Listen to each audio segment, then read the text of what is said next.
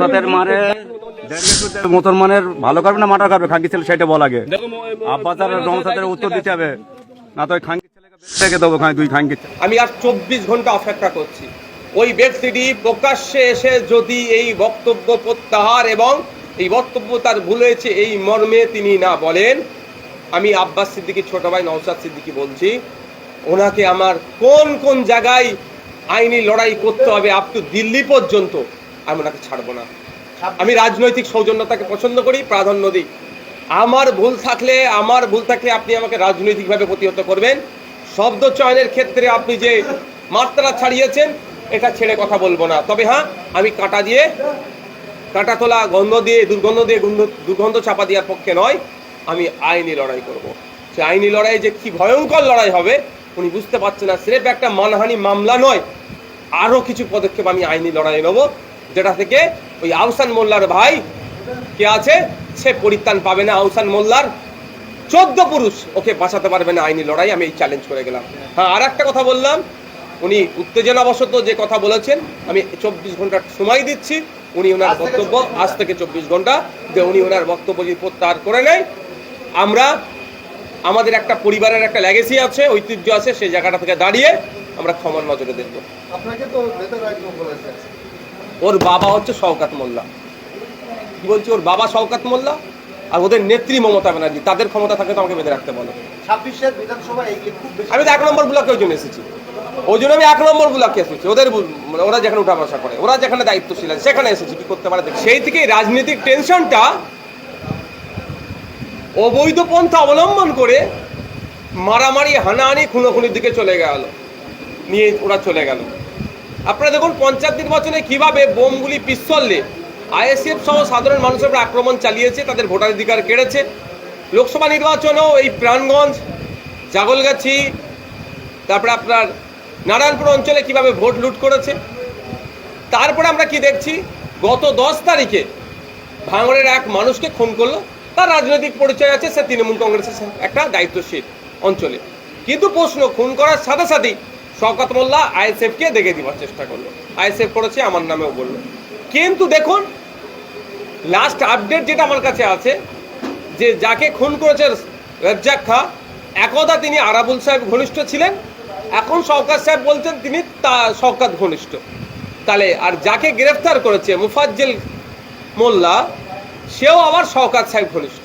তাহলে এটাকে পুরো পরিস্পষ্ট হচ্ছে কোনো একটা লেনদেন বা কেউ এগিয়ে আসছে, নেতৃত্ব জায়গায় উঠে আসছে, এটা সহ্য করতে পারেনি। গোষ্ঠী কন্দলের কারণে খুন হতে হলো ভাঙড়ের একটি তরতাজা যুবককে। আমি বিধায়ক হিসাবে কন্ডেম করছি, যারা খুন করেছে সর্বোচ্চ শাস্তি তাদের দাবি করতে চাইছি, এবং সাথে সাথে এই খুনের সাথে যারা যুক্ত কেউ না ছাড় পায়। আমি ধন্যবাদ জানাবো পুলিশ কর্তাদেরকে যে সঠিকটা অন্তত রূপটা ধরতে পেরেছে যে এর সাথে কারা যুক্ত। আমি এটাও বলছি, ক্যামেরায় রেকর্ড করে রাখুন, আগামী দিনে যদি সঠিক তদন্ত হয়। সরকার সাহেব এসে যে ওই রাজ্জাক খান মৃতদেহর সামনে দাঁড়িয়ে অনেক গল্প শোনাচ্ছিলেন না, আমাদের নামে অনেক কুৎসা করছিলেন না, রাইট সাইড লেফট সাইড আগে পিছনে যারা দাঁড়িয়েছিল ছবি যাদের এসছে, হয়তো সঠিক তদন্ত করলে ওদের মধ্যেও অনেকে উপস্থিত আছে ওই খুনের সাথে। কারণ যে মোফাজ্জল মোল্লাকে গ্রেফতার করেছে, সেই মোফাজ্জল মোল্লা লাশের অদূরেই এসে আবার দাঁড়িয়েছিল সরকার সাহেবের কাছে, দাঁড়িয়ে আমাদের সম্পর্কে তাদের টিম অনেক মন্তব্য করলো। কিন্তু আমরা কি দেখতে পেলাম, যে কারা খুন করছে তৃণমূল, খুন হচ্ছে তৃণমূল, আর দোষটা আইএসএফ এর উপর চাপিয়ে দেওয়ার চেষ্টা করছিল। তবে একটা কথা বলি আমি, এটা পলিটিক্যাল ক্রাইম করেছে, শুধু একটা মার্ডার নয়, এটা একটা ঢিলে একাধিক পাখি মারতে চেয়েছিল। একদিকে যেমন আরাবুলকে ছেড়ে চলে এসেছে, আরাবুলের কিছু ছেলের নামে মামলা দাও, আইএসএফ এর যেহেতু বিরোধী দল, ওখানে আইএসএফ প্রধান বিরোধী দল, আইএসএফ এর কিছু ছেলের নামে মামলা দাও, আর ওর পথের কাঁটাটাকেও সরিয়ে দাও। মানে এক ঢিলে এতটা পাখি মারতে চেয়েছিল। তবে একটা কথা বলে রাখি, আমি যতটুকু খবর পাচ্ছি, এটা একদম ওপর থেকে সিপি স্যারের ওখান থেকে নাকি এটা তদারকি হচ্ছে। He is very much intelligent, আমরা জানি। আমি আশা করব সঠিক উদ্ঘাটন হবে, যারা যুক্ত সর্বোচ্চ শাস্তি পাবে। রাজ্জাক খান মার্ডার হওয়ার পরে বেশ বেঁধে গিয়েছে, যেভাবে গ্রেফতারের ঢিলেমি চলছে, সেই জায়গায় আপনি কতটা সন্দেহ? দেখুন আমি একটা কথা বলি, এটা ইনভেস্টিগেশনের part. I am not IO investigation officer, আমি পুলিশ পার্সনের কেউ নয়, আমি আইনসভার সদস্য। আমি চাইবো সঠিকটা হোক, যদি ধীরে চলেও সঠিকটা উদ্ঘাটন হয়েছে, একটা তো রুট পাওয়া গিয়েছে যে কে যুক্ত আর কেন খুনটা হয়েছে, কে যুক্ত পাওয়া গেছে, এবার কেন খুনটা হয়েছে আর কারা কারা যুক্ত, কারা আগে খুনটা করতে বলেছে, এগুলো বাকি আছে। আমি আশা করব এরপরে স্মুথলি হবে, গতিতে হবে, রুট খুঁজে পেয়ে গিয়েছে। আপনি ভাঙড়ের বিধায়ক, সেই বিধানসভার মধ্যেই রাজ্জাক খান বাসিন্দা, তিনি হয়তো একটা রাজনৈতিক দল করতে পারে। তো সেই জায়গায় রাজ্জাকের ফ্যামিলির কাছে যাবেন কি রাজ্জাকের সহযোগী জানানো? দেখুন, আমি সত্যিকারের বলছি, একজন ভাঙড়ের বিধায়ক হিসাবে বলছি, আমি প্রচণ্ড মর্মাহত। ওর স্ত্রীর ভিডিওটা নিশ্চিতভাবে আপনারা দেখেছেন, দুটো ছোট ছোট বাচ্চা আছে, বিরোধী দল করতে পারে, আমার তুমুল হয়তো সমালোচনা করেছে, স্টেজে আমাকে ধুয়ে দিয়েছে। দিনের শেষে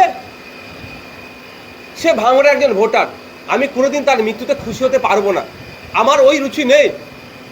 আমি আমার কর্মীদেরকে যতটা ভালোবাসি, ঠিক ভোটারদেরকেও ভাঙড়ে অতটাই ভালোবাসি। সে আমার তুমুল সমালোচনা করলো।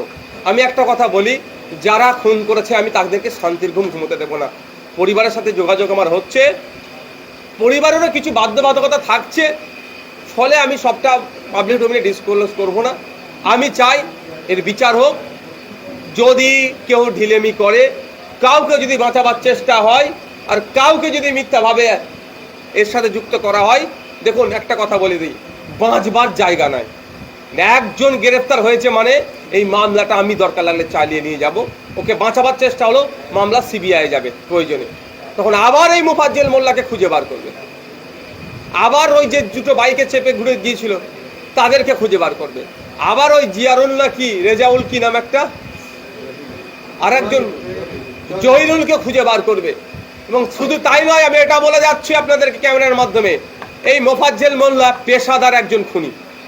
এই মোফাজ্জেল মোল্লার গুলি ছুড়াতে ভাঙড় চালতা বিদিয়ার আমার একটা ছেলের লোকের পা নষ্ট হচ্ছে, একাধিক লোক গুলিবিদ্ধ হয়েছে এর জন্য। 2009 সালে খুন হয়েছে এই মোফাজ্জেল মোল্লা, তার সাথে একটা পেশাদার কিলার, একে শেল্টার শওকত মোল্লা দেয় সবসময়। শুধু তাই নয়, এ খুন করার আধ ঘন্টা আগে পরে কোথায় ছিল এর মোবাইলের লোকেশনে সিডিআর খুঁজলে পাওয়া যাবে, তৃণমূলের কোনো নেতার অফিসের মধ্যে কি অফিসের বাইরে কোনো নেতার সাথে কথা বলেছে, এটা পাওয়া যাবে। সুতরাং ছাড়ের জায়গা নেই, রুট পাওয়া গিয়েছে, রুটটাকে ধরে এগোবো।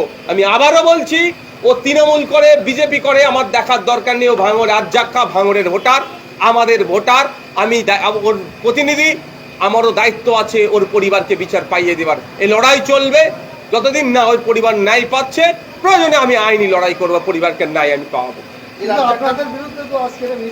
দেখুন, এটাই তো প্রশ্ন।